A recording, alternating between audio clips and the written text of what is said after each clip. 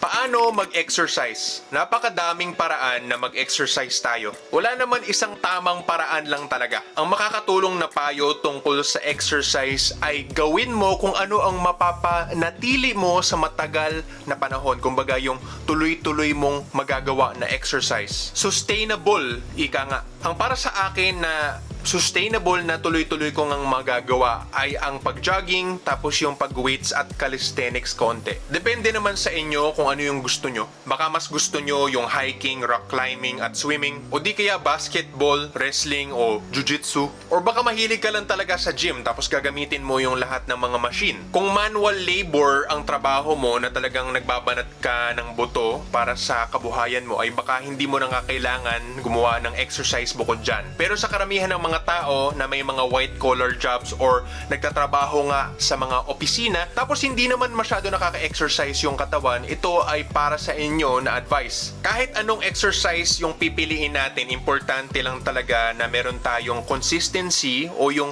tuloy-tuloy na paggawa ng exercise na yan. Hindi naman din kailangan masyadong mahirap at mabigat agad yung gagawin natin. Kumbaga kahit yung magaan lang tapos dahan-dahan na mas bigatan or mas hirapan pero tuloy-tuloy. Importante lang na palagi tayong pinapawisan, tumitibok yung puso natin, tapos nasusunog yung taba natin. Baka ang iba sa inyo sinasabi na bitin naman yung sinabi ni Eric dahil hindi ko kayo binigyan na ito talaga yung dapat nyong gawin. Pero binahagi ko nga lang talaga yung pamamaraan ko tapos kayo na yung bahala tumuklas sa kung ano yung gagana para sa inyo. Sana matandaan natin na ang best exercise na magagawa natin ay ang tuloy-tuloy nating magagawa. Sana mahanap mo yon para sa'yo. Sana patuloy kang magsubaybay sa channel kong ito para makita mo yung mga iba-iba kong tips para sa kalusugan katulad ng exercise. Salamat po at God bless.